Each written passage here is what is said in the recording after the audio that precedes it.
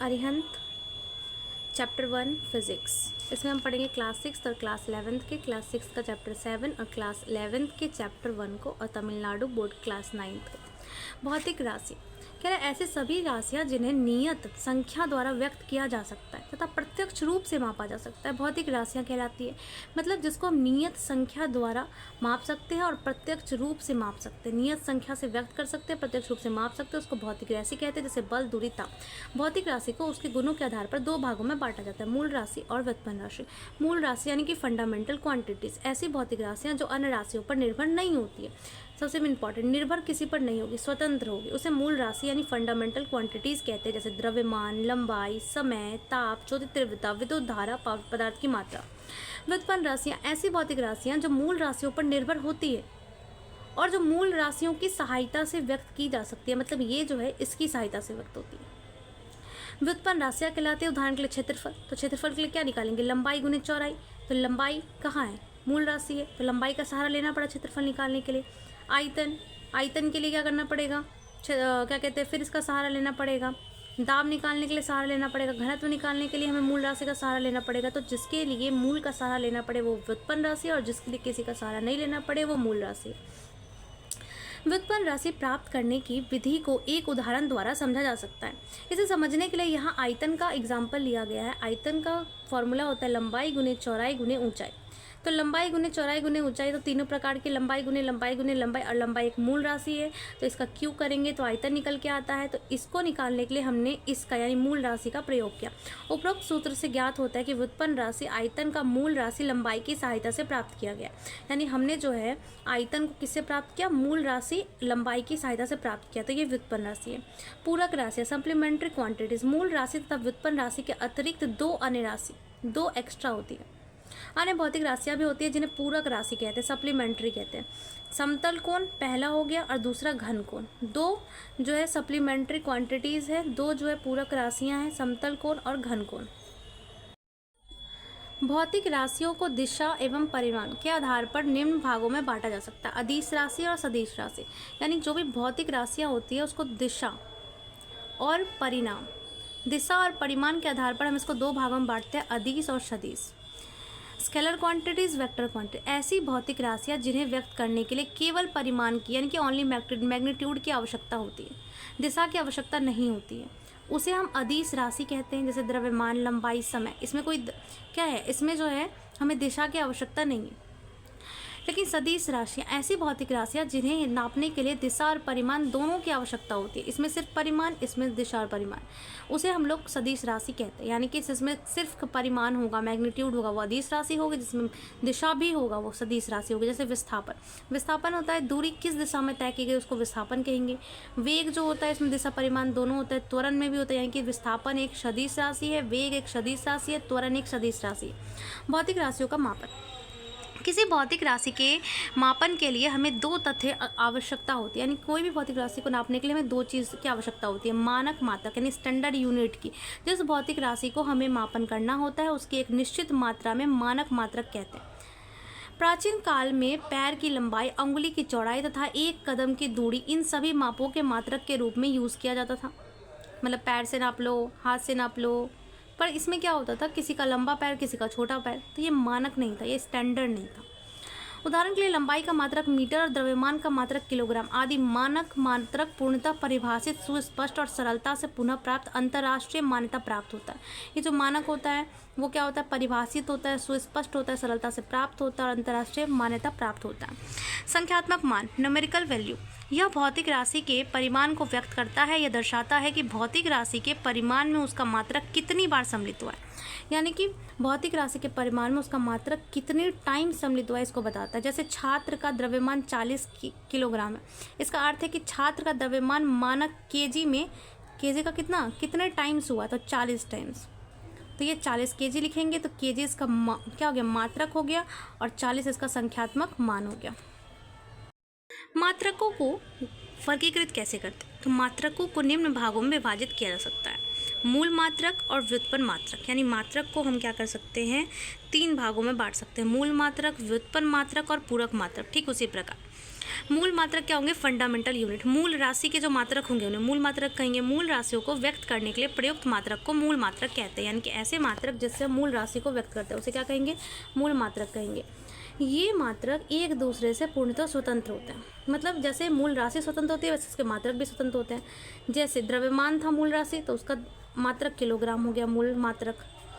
लंबाई था मूल राशि तो मीटर उसका जो है मात्रक हो गया मूल मात्रक। ऐसे ही समय मूल राशि है तो मात्रक उसका सेकंड मूल मात्रक हो गया। केल्विन, ऐसे ही कैंडेला, एम्पेयर, मोल, तो सात मूल मात्रक भी हो गए। व्युत्पन्न मात्रक क्या होते हैं? तो व्युत्पन्न राशियों के व्यक्त करने के लिए प्रयुक्त मात्रक, यानी व्युत्पन्न राशि के जो मात्रक होते हैं उसको व्युत्पन्न मात्रक कहते हैं। ऐसे इसको क्या करेंगे? मूल मात्रक की सहायता से लिखा जाता है, जैसे मीटर स्क्वायर, मीटर क्यूब। अब जैसे मान लीजिए कि हमें क्या निकालना, आयतन निकालना है, तो उसके लिए हम क्या किए? लंबाई की सहायता लिए, तो उसके मात्रक का, आयतन का जो मात्रक होगा वो क्या होगा? व्युत्पन्न मात्रक होगा, क्योंकि हमने मूल मात्रक की सहायता ली। जैसे चाल बराबर दूरी बट्टा समय, तो चाल का मात्रक बराबर दूरी का मात्रक बट्टा समय का मात्रक। तो दूरी का मात्रक क्या होता है? मीटर, और समय का सेकेंड, तो मीटर पर सेकेंड। चाल का मात्रक निकला, तो चाल का मात्रक निकालने के लिए हमको क्या करना पड़ा? दो मूल मात्रकों की सहायता लेनी पड़ी, तो ये व्युत्पन्न मात्रक निकल कर के आया। उपरोक्त प्रक्रिया से ज्ञात होता है कि चाल का मात्रक मूल मात्रक की सहायता से प्राप्त किया गया है, अतः यह मीटर प्रति सेकंड व्युत्पन्न मात्रक है। पूरक मात्रक या सप्लीमेंट्री यूनिट, पूरक राशियों को व्यक्त करने के लिए प्रयुक्त मात्रक को पूरक मात्रक कहते हैं। और पूरक मात्रक ना ही मूल मात्रक है और ना ही व्युत्पन्न है, मतलब ना ही ये मूल होते हैं ना ही व्युत्पन्न होते हैं। ये जो होते हैं अलग होते हैं, सप्लीमेंट्री होते हैं। इसका पहला था घनकोण, है ना, तो और उसके बाद जो है पहला था समतल कोण और दूसरा था घन कोण। तो उसका हो गया मात्रक, क्या हो गया उसका? रेडियन और रेडियन। अब है मात्रकों की प्रणाली क्या है? तो 1790 में फ्रांसीसियों ने मापन के एक मानक प्रणाली की रचना की। किसने की? फ्रांसीसियों ने। और इसको मीट्री पद्धति यानी मैट्रिक सिस्टम भी कहते हैं। परंतु आजकल भौतिक राशियों के मापन करने के लिए निम्नलिखित प्रणालियाँ प्रयोग में लाई गई हैं, जैसे कि CGS system, FPS system, MKS system. तो इसमें होता क्या है? CGS सिस्टम, जैसे इस प्रणाली में लंबाई, पहला जो CGS सिस्टम है या MKS, तो पहला जो होता है वो लंबाई को बताता है कोई भी, दूसरा जो होता है वो द्रव्यमान को बताता है, और तीसरा समय को। पहला किसको बताता है? लंबाई को बताता है। तो जैसे मान लीजिए CGS में, तो CGS में लंबाई सेंटीमीटर, द्रव्यमान ग्राम में नापेंगे और समय सेकंड में नापेंगे, इसलिए इसका नाम पड़ गया CGS सिस्टम। ऐसे ही फुट पाउंड सेकंड सिस्टम में F जो हो गया, तो पहला लंबाई, तो लंबाई फुट में, द्रव्यमान पाउंड में, समय सेकंड में नापा जाएगा। अब ऐसे ही अगर MKS सिस्टम, तो लंबाई मीटर में, द्रव्यमान किलोग्राम में और समय सेकंड में। अब ऐसे ही आया मूल मात्रकों की प्रणाली यानी इंटरनेशनल सिस्टम ऑफ यूनिट, इसको SI भी बोलते हैं। उपरोक्त प्रणालियों के अतिरिक्त मात्रकों की अन्य प्रणाली है जिसे SI प्रणाली कहते हैं। संपूर्ण विश्व में इसी प्रणाली का उपयोग करता है। पूरे विश्व में अभी जो सबसे फेमस प्रणाली है वो यही है, SI प्रणाली। इस प्रणाली में 7 मूल मात्रक और 2 पूरक मात्रक होते हैं, और इसी से सारे व्युत्पन्न बन जाएंगे। तो व्युत्पन्न की तो संख्या अनगिनत हो गई, तो 7 मूल मात्रक होते हैं और पूरक कितने होते हैं? 2 होते हैं, सप्लीमेंट्री 2 होते हैं। यहाँ पे दिए हुए हैं मूल मात्रक लंबाई, द्रव्यमान, समय, विद्युत धारा, ताप, ज्योति तीव्रता और पदार्थ की मात्रा का, यानी लंबाई का मीटर, द्रव्यमान का किलोग्राम, समय का सेकंड, विद्युत धारा का एम्पियर, ताप का केल्विन, ज्योति तीव्रता कैंडेला, पदार्थ की मात्रा का मोल। पूरक में 2 है समतल कोण और घन कोण, इन दोनों का मात्रक समतल कोण का रेडियन और घन कोण का स्टेरेडियन। मूल मात्रकों की परिभाषाएं। अब ये इतना इम्पॉर्टेंट है नहीं, मूल मात्रकों की परिभाषा जनरली पूछता नहीं है, तो हम इसको स्किप करेंगे। लंबाई के अन्य मात्रक। बहुत बड़े और अत्यंत सूक्ष्म लंबाई के मापन के लिए हम लंबाई के कुछ विशिष्ट मात्रक प्रयोग में लाते हैं, जिनका वर्णन नीचे है। लंबाई के बड़े मात्रक। खगोलीय मात्रक, astronomical unit, AO। Astronomical unit जो है वो लंबाई का मात्रक है, याद रखना है। सूर्य के केंद्र से पृथ्वी के केंद्र के मध्य की औसत दूरी एक खगोलीय पिंड यानी खगोलीय मात्रक यानी 1 एस्ट्रोनॉमिकल यूनिट सूर्य के केंद्र से पृथ्वी के केंद्र के बीच की दूरी कहलाती है। और 1 AU एस्ट्रोनॉमिकल यूनिट बराबर 1.496 इंटू 10⁻11 मीटर होता है। 1 AU इक्वल टू 1.496 10⁻11 मीटर होता है, यानी कि 1.5 अप्रोक्स, इसको अप्रोक्स निकालेंगे, 1.5 इंटू 10⁻11 मीटर होता है 1 एस्ट्रोनॉमिकल यूनिट इक्वल टू। प्रकाश वर्ष भी किसका मात्रक है? तो ये सब जो है लंबाई यानी दूरी के मात्रक है। खगोलीय मात्रक, एस्ट्रोनॉमिकल यूनिट भी दूरी का, प्रकाश वर्ष भी दूरी का। प्रकाश द्वारा निर्वात में एक वर्ष में तय की गई दूरी को प्रकाश वर्ष कहते हैं, और इसका मात्रक, इसका जो है कितना होता है? 1 प्रकाश वर्ष बराबर, यानी कि 1 प्रकाश वर्ष इक्वल टू 9.461 गुने 10 के पावर 15 मीटर। एक प्रकाश वर्ष बराबर 9.461 गुने 10 के पावर 15 मीटर। गए दूरी का तीसरा बड़ा मात्रक है पार्सेक। एक पार्सेक वह दूरी है जो एक खगोलीय मात्रक दूरी के चाप के रूप में होने पर एक आर्क सेकेंड का कोण बनाने से प्राप्त होती है। यानी कि ये क्या करती है, जो एक खगोलीय मात्रक दूरी के चाप के रूप में, अगर खगोलीय मात्रक चाप के रूप में तो आर्क बनाने में 1 सेकेंड का कोण बनाने पर प्राप्त होती है, उसे पार्सेक कहते हैं। यानी कि दूरी के 3 बड़े मात्रक हमने पर एस्ट्रोनॉमिकल यूनिट, प्रकाश वर्ष और पार्सेक। एक parsec equal to 3.08 into 10⁻16 metre. लंबाई के छोटे मात्रक कौन कौन से हैं? तो decimetre, centi, milli, micro. Decimetre equal to 10⁻⁻1, centi 10⁻⁻2, milli 10⁻⁻3, micro 10⁻⁻6 metre. Nano होता है 10⁻⁻9 मीटर। एक एंगस्ट्रॉम बराबर 10⁻⁻10 मीटर। एक फर्मी मीटर बराबर 10⁻⁻15 मीटर। मीटर से बड़े मात्रक डेका, हेक्टो, किलो। अब इसको ऐसे करो, डेका, हेक्टो, किलो, यानी 1, 2, 3 तो 10⁻1 मीटर, 10⁻2, 10⁻3। इसके बाद 3 का टेबल पढ़ो। मेगा तो 10⁻6, 3 दूना 6। गीगा, अब 3 तिया 9, 10⁻9 metre. 1 inch equal to 0.0254 metre, यानी कि 2.54 सेंटीमीटर होता है। और 1 फुट इक्वल टू 12 इंच होता है। 1 गज बराबर 3 फुट होता है। और 1 नॉटिकल मील बराबर 852 मीटर होता है। अब है द्रव्यमान के अन्य मात्रक। द्रव्यमान पदार्थ का एक आधारभूत गुण है, ताप दाब स्थिति पर निर्भर नहीं करता है। द्रव्यमान ना तो ताप पे ना ही दाब पर, ना ही स्थिति पर निर्भर करता है। द्रव्यमान छोटे और बड़े मात्रकों का वर्णन निम्नलिखित है। द्रव्यमान के छोटे होते हैं hecto, deca, gram, deci, centi, वही चीज़ सब चीज़ में आती है। Deci, centi, milli, micro, nano, pico, deca, hecto, kilo, giga. तो इसे आपको याद करना पड़ेगा इस टेबल को।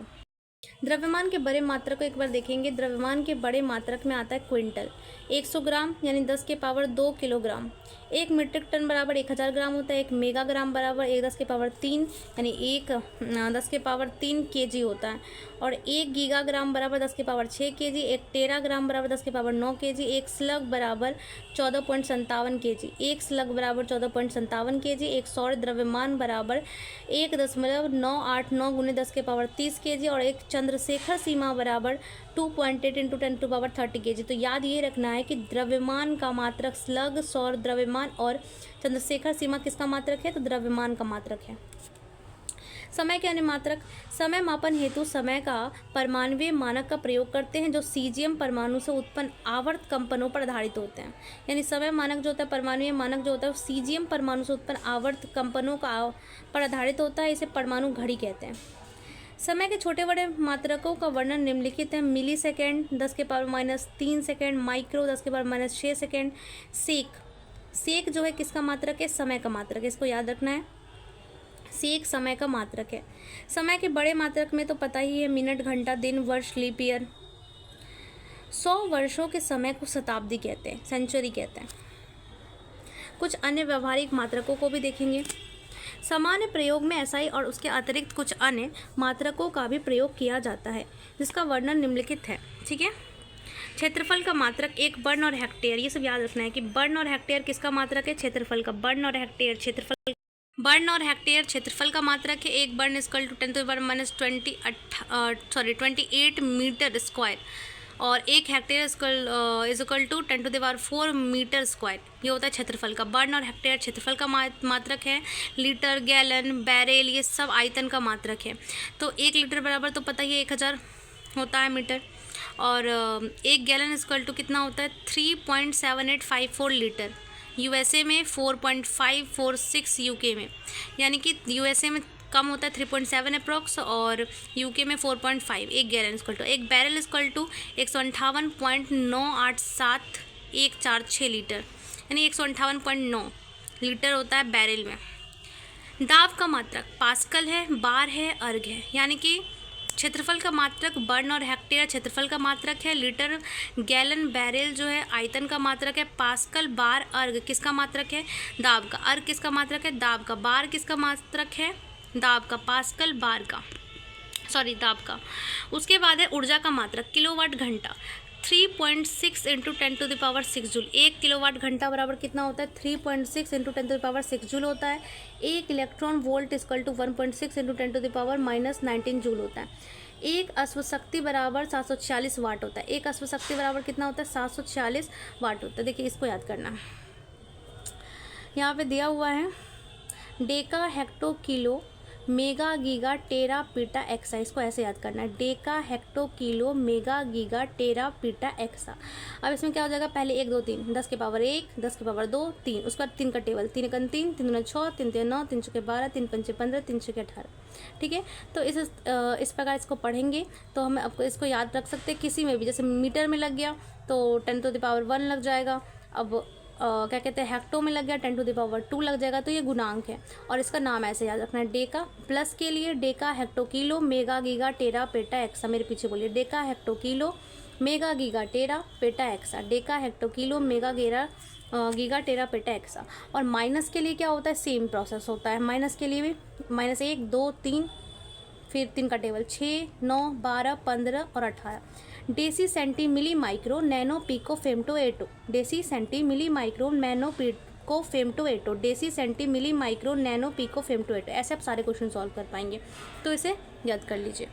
फॉर्मूलेज हैं उसे भी एक बार देख लेते हैं। जैसे त्वरण, त्वरण का सूत्र क्या होता है? वेग में परिवर्तन बट्टा समयांतराल। तो त्वरण जो होता है वेग में परिवर्तन बट्टा समयांतराल होता है, तो इसका मात्रक क्या हो जाएगा? मीटर पर सेकंड स्क्वायर। घनत्व द्रव्यमान बट्टा आयतन। घनत्व का फॉर्मूला द्रव्यमान बट्टा आयतन। बल जो है, बल का फॉर्मूला क्या होता है? द्रव्यमान गुने त्वरण।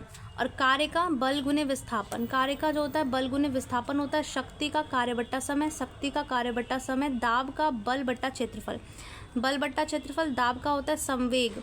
द्रव्यमान गुने वेग को संवेग कहते हैं, द्रव्यमान गुने वेग को संवेग कहते हैं। और केजी मीटर पर सेकंड इसका जो है मात्रक है।